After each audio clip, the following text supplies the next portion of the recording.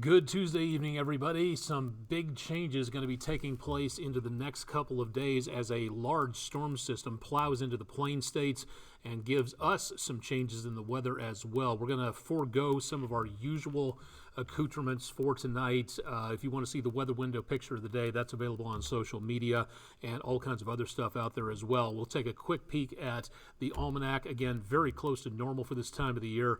Nothing in the rain gauge, so that's nice to see. No rainfall for a while. We are still well ahead for the month and for the year, so definitely some good news on that. If you'd like to see more about that, head again to social media. We'll have updates on that for you as well. These storm systems, when they're over the Rockies, they get pushed upwards into the atmosphere. When they move out into the plain states, they get a lot more room to maneuver and gather a lot more energy. So this storm system is doing exactly what we were expecting it to do. We're looking at blizzard conditions in the northern plain states, showers and thunderstorms along that front moving across the Mississippi River, and good potential of severe weather down to our south and west for tonight. But a classic storm system heading our way, and waiting in the wings are one storm system for next week that could be starting to spark some problems as we go toward Christmas. More on that coming up in just a little bit. In advisory territory that is not involving severe weather, a high wind watch is in effect for the entire area between Tennessee and North Carolina, between Virginia and back down toward Georgia. Now, we do not have at this point in time anything affecting the News 12 viewing area, with one exception. Southeastern Moore County in the News 12 viewing area, you are under this high wind watch until, again, by the time we go into Thursday morning. We're looking for wind gusts possibly of 50 to 70 miles per hour. So we are continuing to see some very breezy conditions out there in the next couple of days as this system passes on through. We'll be seeing the better part of the rainfall starting tomorrow morning around daybreak, and then going through lunchtime and continuing into the afternoon and evening. And yes, that could include the potential of some thunderstorms in there, but severe weather right now does not appear to be a major threat. So again, we'll watch that very carefully. But for now, just looking at thunderstorms, wet roadways, kids are going to need rain protection going to and from school, so keep that in mind for Wednesday. We'll be getting the drier area in here early on Thursday, but early Thursday morning there could be some lingering showers sticking around, and that could be a bit of an issue for the kids at the school bus stop. After that, clearing out and getting some sunshine back in here for Thursday. Temperatures will remain mild as we go into Thursday afternoon, but after that, expecting some much cooler weather heading our way. Flash flooding potential tonight. Again, looking at it to go well to the southwest of the News 12 viewing area. But for tomorrow, everybody in the News 12 viewing area stands at least a slight potential of flash flooding with that heavy rainfall coming down. One computer model estimate seen here, and a very conservative one at that, showing anywhere between about 1 inch to 2¼ inches. There are a couple computer models out there that are showing the potential of even higher amounts of rainfall, maybe 2 to 4 inches in some locations. So definitely want to watch that very carefully, and all that rainfall has got to go someplace. As we record this, we've got a tornado watch in effect back to the south and west of us, but we also have a very large area of flood watch in the green. That goes all the way up into and around the area of the News 12 viewing area at this time. So that flood watch does affect a good portion of northeastern Alabama back into northwestern Georgia until Thursday morning at midnight, and that also includes the area around southern middle Tennessee. So a lot of areas getting a decent amount of rainfall and runoff, and it's a good possibility we may see even more watches or maybe even warnings issued for different parts of the area into Tennessee and North Carolina. We have 2 flood warnings to talk about, one on the Sequatchie River near Whitwell, Tennessee. That's in effect until Friday at 6 a.m., and one for the Paint Rock River in northeastern Alabama in the western part of Jackson County. Again, that's in effect until Saturday morning. So we already have a couple of rivers that are very high and could be aggravated even further as we get more rainfall coming on down. The severe threat for tonight is not a problem for us. What you're looking at, again, in the very pale green category, that is just generic thunderstorms, and that's what we're going to be picking up into tomorrow, just that generic threat. The main threat for severe weather, thankfully, is well on down to our south, so not seeing a problem as that storm system plows on through.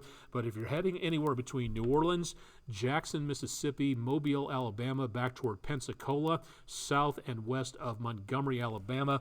You could be looking at strong thunderstorms with tornadoes and large hail. So please keep an eye on that. Also seeing that big push of cold air making its way out of Canada and blasting through the northern plain states, where we could see a lot of problems there with some very cold temperatures. So for us, very mild Wednesday, Thursday, and then sunshine and lots of it, finally getting some drier weather, but also seeing the potential of some cooler weather shaping up for the next several days.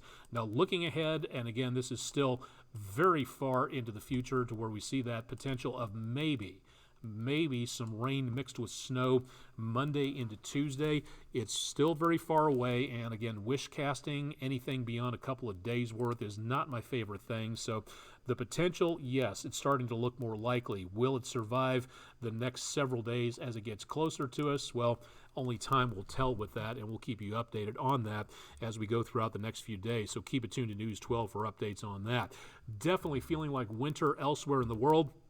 And again, for people who can't make their way home because they're serving our country at various locations, Thule Air Base showing a lot of cold air coming right off the poles, and an easterly wind of 10 miles per hour is taking a temperature of -7 at Patuxent Air Base and taking it down to a wind chill of -25, so decently cold there. Also cold a little bit farther away as Siberia opens up wide and spills a lot of cold air over the Korean Peninsula. These are not metric temperatures. This is, again, Fahrenheit temperatures, so it feels like the teens up around the DMZ, close to Seoul, and the 20s, teens, and a few 30s way on down toward Busan, and even some snow showers coming down around Gunsan in the southwestern part of the country. So definitely on the chilly side as we have friends, family, and loved ones serving in the military. We'll continue to feature this through the new year. And if you'd like to know more, keep it tuned to News 12 for more on that. If you'd like to know more about becoming a Skywarn storm spotter, volunteers are sought eagerly by the National Weather Service. And the next training session in person, assuming COVID or the flu doesn't get too bad, will be coming up Friday, February 10th at 6 p.m. for Hamilton County. That's for everybody in Chattanooga at the Memorial Hospital Community Rooms. That's on DeSales Avenue in Chattanooga. It is free. Your tax dollars, my tax dollars pay for it, but you do have to register for it to show up to claim a seat. That's weather.gov/MRX. This is where you can learn more about how to protect your community by knowing what to look for when severe weather comes on through. It is not a chase instruction school. It is where you start to learn about weather so you can go on to become a chaser if that's what you want, but you do not chase storms unless you have been properly trained and are ready to go. Very dangerous to do so otherwise. And again, something you don't want to argue with me on that, so please let's be careful out there. If you'd like to know more about where to get this information and other updates on other meetings coming up, follow me on social media and we'll keep you advised as to what's going on out there. Plenty more opportunities, and also don't forget the National Weather Service in Morristown does an online virtual version of that, so you can take the Skywarn class whenever you want to, wherever you want to, and you can be trained to know more about what's going on. Also one available from the University Center for Atmospheric Research in Boulder, and all that information again can be found at my various social media pages. You can go to wdef.com/weather, or you can email me directly at aonek@wdef.com. A lot going on in the weather. Again, severe weather does not look likely. Possibility of flash flooding does, so that's something to pay attention to. Please remember, turn around, don't drown. Find another way to get to where you're going. Please stay safe out there, and we'll keep you updated on all the conditions going on.